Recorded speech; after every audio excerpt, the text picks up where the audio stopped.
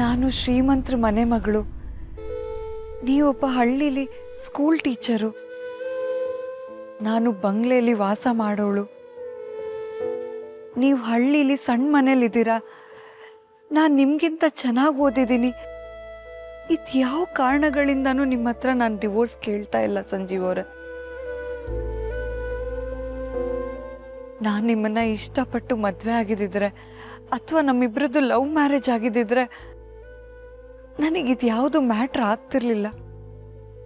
ನೀವು, ನಿಮ್ಮಮ್ಮ, Kumuda aunty, Mahesh uncle, Chandri ಎಲ್ಲರೂ ತುಂಬ ಒಳ್ಳೆಯವರು. ನಿಮ್ಮೂರು ಕೂಡ ತುಂಬ ಚೆನ್ನಾಗಿದೆ, ಜನ ಒಳ್ಳೆಯವರು, ಯಾರ ಮನಸ್ಸಲ್ಲೂ ಕೆಟ್ಟದ್ದಿಲ್ಲ. ನನಗೆ ನಿಮ್ಮ ಮೇಲೆ, ನಿಮ್ಮ ಮನೆಯವ್ರ ಮೇಲೆ, ನಿಮ್ಮ ಊರಿನ ಮೇಲೆ ತುಂಬ ಗೌರವ ಇದೆ. ಆದರೆ ಐ ಡೋಂಟ್ ಡಿಸರ್ವ್ ಯು.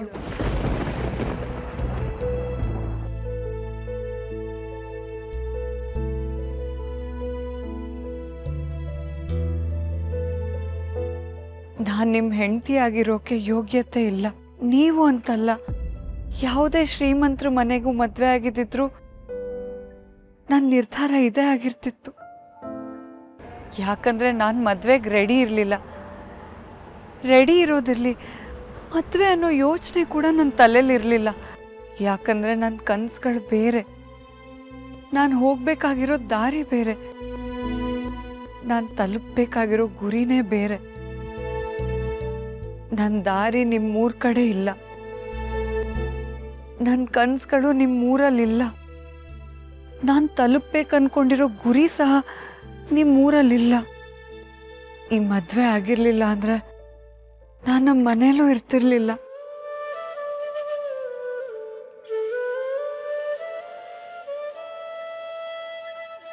ನಮ್ಮ ಹೊಸ ಜನರೇಷನ್ ಜೋಡಿ ನಿಮ್ಮಿಬ್ರಲ್ಲಿ ಇವಾಗ ಯಾಕೆ ಪ್ರಪೋಸ್ ಮಾಡ್ತೀರಾ? ನಾನೇ? ನೀವು ಸುಮ್ಮನಿದ್ರೆ ಸಾಕು. ಏನೋ ನಾನೇ ಒಂದು ಹೇಳಿ ಮರ್ಯಾದೆ ಉಳಿಸ್ಕೋತೀನಿ ಗುರುವೆ. ಹೌದಾ?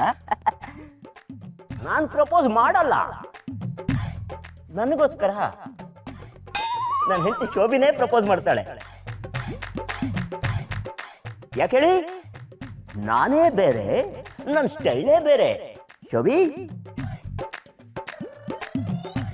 ನಂದು ಧೀರಜ್ದು ಲವ್ ಮ್ಯಾರೇಜ್. ನಾನು ಕಾಲೇಜಲ್ಲಿ ಇರ್ತಾ ಧೀರಜ್ ನನಗೆ ಸಿಕ್ಕಿದ್ದು. ಲವ್ ಮ್ಯಾರೇಜ್ ಅಂದಾಗ ಎಲ್ರ ಮನೇಲೂ ಬರೋ ಥರ ನಮ್ಮ ಮನೆಯವರು ಅಪೋಸ್ ಮಾಡಿದ್ರು. ಆದರೆ ಅರೇಂಜ್ ಮ್ಯಾರೇಜ್ ಆಗಿರೋ ನಮ್ಮ ಅಪ್ಪ ಅಮ್ಮ ನಮ್ಮ ಲವ್ನ ಒಪ್ಕೊಂಡ್ರು. ಥ್ಯಾಂಕ್ ಯು ಅತ್ತೆ. ಲವ್ ಯು ಮಾವ. Now we are happily married couple.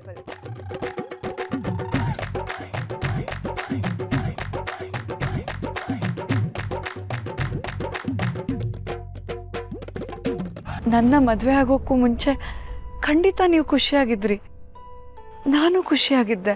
ಈ ಮದುವೆ ಆಗಿರಲಿಲ್ಲ ಅಂದರೆ ನಿಮ್ಮ ಹಳ್ಳಿಲಿ ನೀವು ಖುಷಿಯಾಗಿರ್ತಿದ್ರಿ, ನಾನು ಎಲ್ಲೋ ಒಂದು ಕಡೆ ಖುಷಿಯಾಗಿರ್ತಿದ್ದೆ.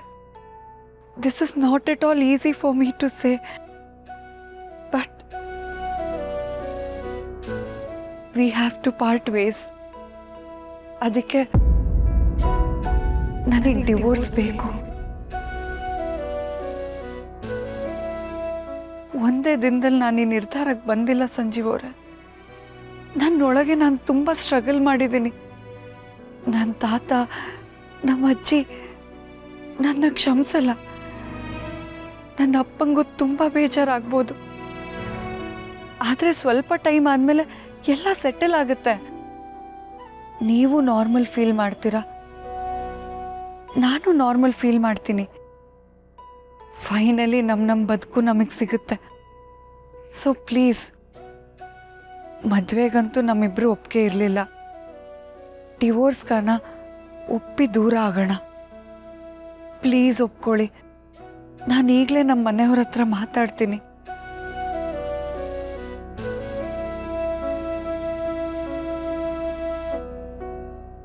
ಹಾಯ್ ಅಂಕಲ್, ಹೇಗಿದ್ದೀರಾ? ಎಲ್ಲಿ ಒಬ್ಬರೇ ಬಂದಿದ್ದೀರಾ? ಆಂಟಿ ಕಾಣ್ತಿಲ್ಲ? ಅವಳು ಸ್ವಲ್ಪ ಬ್ಯುಸಿ ಇದ್ದಾಳಪ್ಪ. ಏ ಏ ಏ ಏ ಕಳ್ಳ, ಬೇಕು ಅಂತ ಬಿಟ್ಟು ಬಂದಿದ್ದೀರಾ ತಾನೆ? ಹಾಗೇನಿಲ್ಲ, ಈಗ ನನಗೂ ಅನುಭವ ಆಗಿದೆ ಅಂಕಲ್. ಮದುವೆ ಆದಮೇಲೆ ನೆಮ್ಮದಿ ಹಾಳಾಗೋಗುತ್ತೆ ಅಲ್ವಾ? ಹಾಂ ಹಾಂ ನಿಜ ಒಪ್ಕೊಳ್ಳಿ. ಹಾಂ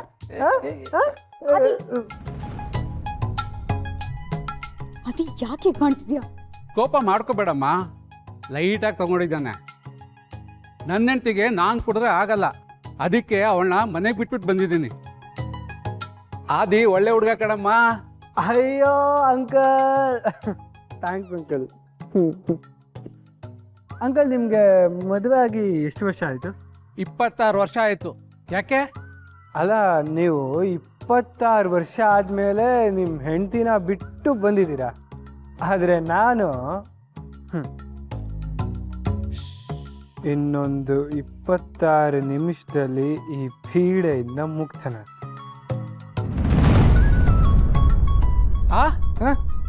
ಏನಪ್ಪ? ಏನೂ ಇಲ್ಲ ಅಂಕಲ್, ಹೆಂಗಿದ್ರು ಬಿಟ್ಟು ಬಂದಿದ್ದೀರಾ, ಹೋಗಿ ಸ್ವಲ್ಪ ಬಿಟ್ಕೊಳ್ಳಿ, ಎಂಜಾಯ್ ಮಾಡಿ. ಹೋಗಿ ಹೋಗಿ. ಓಕೆ ಓಕೆ, ಬರಲಾ? ಅದಿ ಯಾಕೆ ಹೀಗೆ ಮಾಡ್ತಿದ್ಯಾ? ಅದಿ ಇದರಿಂದ ಯಾರಿಗೂ ಒಳ್ಳೇದಾಗಲ್ಲ. ನನಗೆ ಒಳ್ಳೇದು ಕಣೆ. ಅದಿ ಪ್ಲೀಸ್ ಅದಿ, ನಾನು ನೀನು ಹೇಳ್ದಂಗೆಲ್ಲ ಕೇಳ್ತೀನಿ. ನಾನು ಮನೆ ಬಿಟ್ಟು ಹೋಗ್ಬೇಕಾ? ನಾನು ಹೋಗ್ತೀನಿ. ಪ್ಲೀಸ್ ಎಲ್ರೂ ಮುಂದೆ ಈ ಥರ ಮಾಡಬೇಡ ಅದಿ, ನನ್ನ ಮಾತು ಕೇಳು. ಹಾಯ್ ಅಂಕಲ್, ಕರೆದ್ರಾ? ಬಂದೆ ಬಂದೆ. ಅದಿ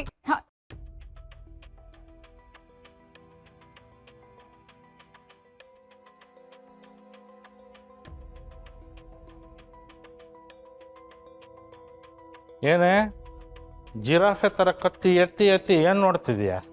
ನಮ್ಮ ಲಕ್ಷ್ಮಿ ನೋಡ್ರಿ, ಅಷ್ಟೊತ್ತಿಂದ ಆದಿ ಹಿಂದೆನೇ ಹೋಗ್ತಿದ್ದಾಳೆ. ಒಂದು ನಿಮಿಷನೂ ಬಿಟ್ಟಿರ್ತಿಲ್ವಲ್ಲ, ಏನು ವಿಚಿತ್ರ ಅನಿಸ್ತಪ್ಪ. ಹೆಂಡ್ತಿ ಅಂದರೆ ಹಾಗೆ ಇರಬೇಕು ಕಣೆ. ಭೂಮಿ ಸುತ್ತ ಸುತ್ತ ಚಂದ್ರ ಚಂದ್ರ ಇದ್ದಂಗೆ ಇರಬೇಕು. ನೀನಂಗೆ ಶನಿ ಥರ ಆಡಬಾರ್ದು. ಹೆಂಗಿದ್ದಾರೆ ಮೈಗೆ? ಆಗಲೇ ಹೊಟ್ಟೆಗೆ ಎಣ್ಣೆ ಇಳಿದಿದೆ ಅಂತ ಗೊತ್ತು. ಸುಮ್ಮನೆ ಇರಲಿಲ್ಲ ಅಂದ್ರೆ ಚಳಿ ಬಿಡಿಸ್ಬಿಡ್ತೀನಿ ಅಷ್ಟೇ.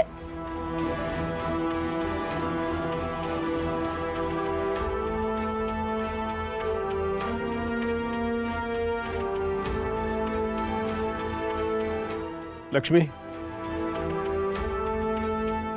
ತಾತ, ಆದಿ ನೀವು ಹೇಳೋ ಮಾತನ್ನ ಕೇಳೋ ಥರ ಇಲ್ಲ ತಾತ. ಅವನಾಡಿರೋ ಯಾವ ಮಾತು ಅವಂದಲ್ಲ ಲಕ್ಷ್ಮಿ. ಈಗ ಪ್ರಪೋಸ್ ಮಾಡೋದಿಕ್ಕೆ ಬರ್ತಿರೋ ಜೋಡಿ ಸಂಜೀವ್ ಅಂಡ್ ಅಮೃತ ಜೋಡಿ. ತಾತ, ನೆಕ್ಸ್ಟ್ ನಮ್ಮನ್ನೇ ಕರೀತಾರೆ.